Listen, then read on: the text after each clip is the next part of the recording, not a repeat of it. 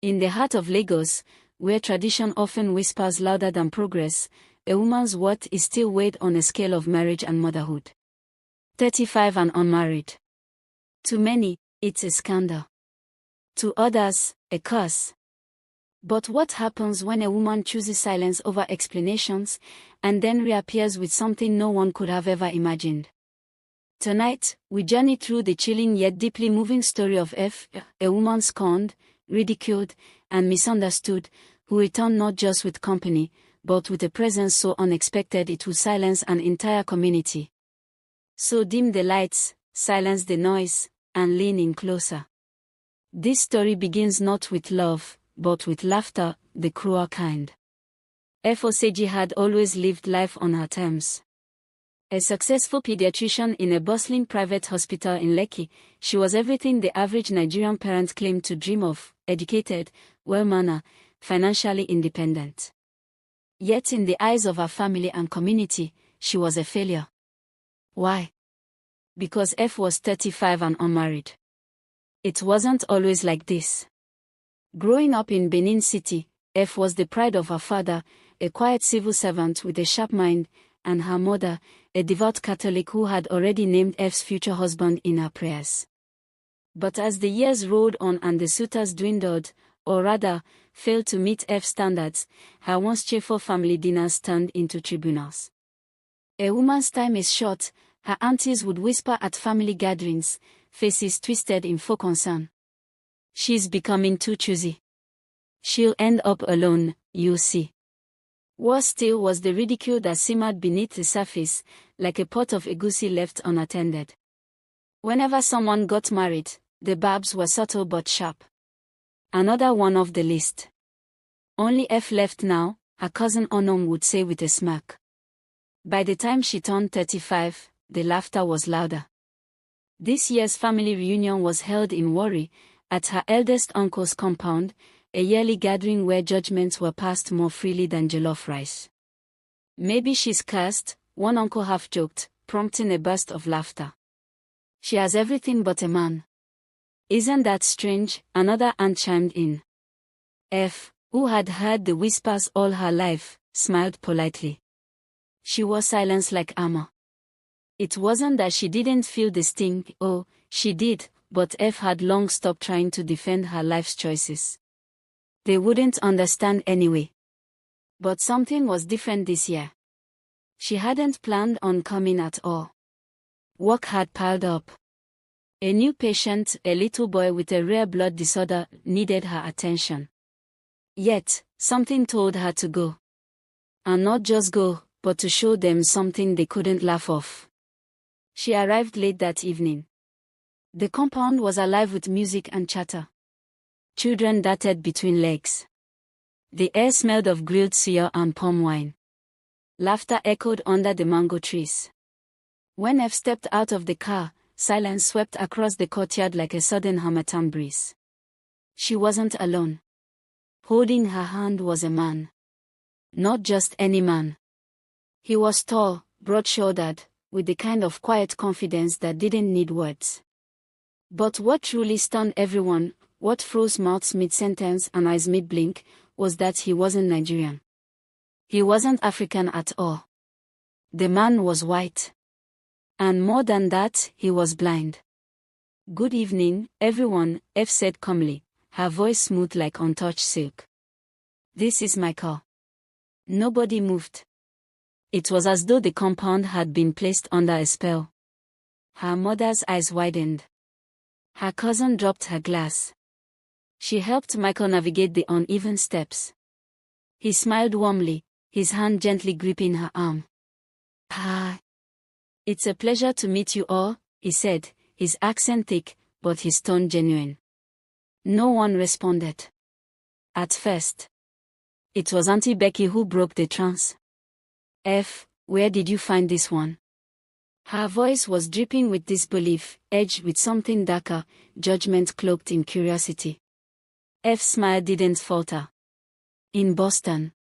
He's a research psychologist. We met 2 years ago when I was there for a pediatric conference." "You mean you've been hiding him?" Onom scoffed. I wasn't hiding him. I was protecting him. Laughter, awkward and forced, rippled through the air.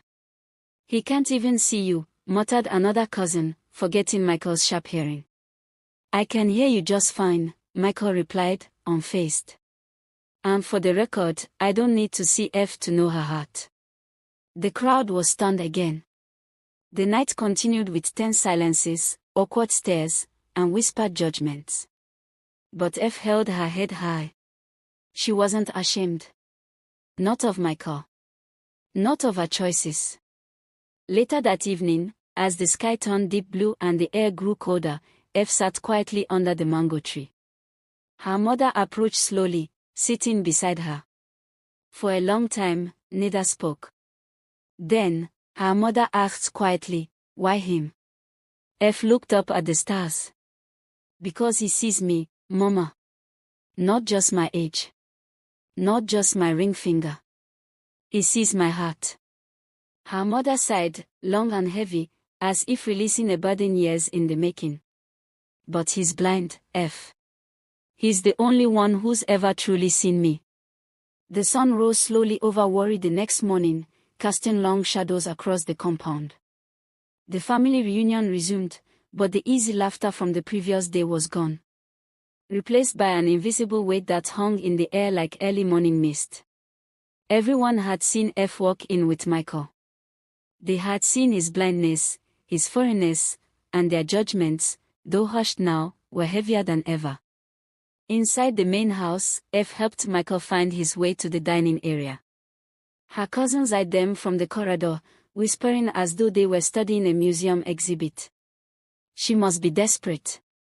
Does he even know our customs? Maybe he's just using her to come to Nigeria. Michael heard every word. He didn't flinch. Later that afternoon, as the family gathered for a roundtable discussion, one of those thinly veiled family interventions disguised as bonding time, F knew what was coming. Her uncle cleared his throat. "F, my daughter, we are only concerned because we love you. We don't understand. You're beautiful, successful, why him?" "Because I chose him," she replied calmly. "That's all the explanation you need." "But he is blind," another cousin interjected. "How can he take care of you? How will he protect you?" Michael, who had remained silent, finally spoke up. "May I?" he asked F. She nodded. "I may be blind," he said gently, "but I'm not helpless. I may not see with my eyes, but I see through actions. I hear lies when people smile at your face and mock you behind your back. I know what respect feels like, because I give it and receive it. What I lack in vision, I make up for in character." Silence. But not everyone was impressed. Her Aunt Becky scoffed. "So you're telling us you came all the way here with this Oimbo man, and you expect us to clap?" "No," F said, rising to her feet. "I don't expect applause. I expect respect. For once in my life, I expect not to be pitted, questioned, or fixed. I expect to be allowed to live without justifying every choice I make." She was shaking, not with fear, but release. Years of suppressed anger and exhaustion finally rising to the surface. Michael took her hand. But just then, something unexpected happened. Grandma Ifwiko, the oldest and most feared matriarch of the family, who had been silent the entire time, tapped her walking stick against the tile floor. "Let the girl speak," she said in a commanding voice. "Let her finish." F took a deep breath. "You all see age. You see culture. You see disability. You see skin color. But you don't see me. You never have. You saw me as a checklist: school, job, husband, children. I broke the pattern, and now you don't know where to place me. But here's what you need to know: Michael is not a charity case. And I am not a victim. We chose each other because of what we've both endured." This time, there were no rebuttals. Only silence. But beneath that silence was curiosity. Later that night, as the lanterns lit the courtyard, Michael sat alone with F's younger brother, Osahon. He had questions, the kind born not of judgment, but fascination. "How did you lose your sight?" he asked. Michael smiled softly. 10 years ago. Car accident. Drunk driver. I was a psychology professor at MIT. I had just finished a lecture. Didn't see him coming. Damn, Osahon whispered. I went dark that day, literally. But it gave me clarity. All the people who mattered disappeared. Except for my mother. And later. F. Osahon looked at him, impressed. You still work? I consult for NGOs on child trauma therapy. Mostly remotely. I've learned to adjust. And that's when Osahon asked the question everyone else had been afraid to voice, but why Nigeria? Why come here to face all this? Michael chuckled. Because love isn't afraid of geography. Or disapproval. And because F was brave enough to invite me into her world. It would be cowardly to not show up. The next morning brought a surprising shift. Grandma Ifwiko requested that Michael sit next to her during breakfast. She asked him about his work, his life in America. She even laughed, genuinely, when he made a sharp-witted joke about Nigerian weather versus Boston snowstorms. Bit by bit, the ice began to crack. Later, Aunt Becky approached F with folded arms. You know, I still don't understand this whole thing. But it's not as bad as I thought. F smacked. High praise. I'm just saying, you surprised me. That evening, as the family reunion wound down, a quiet peace settled over the compound.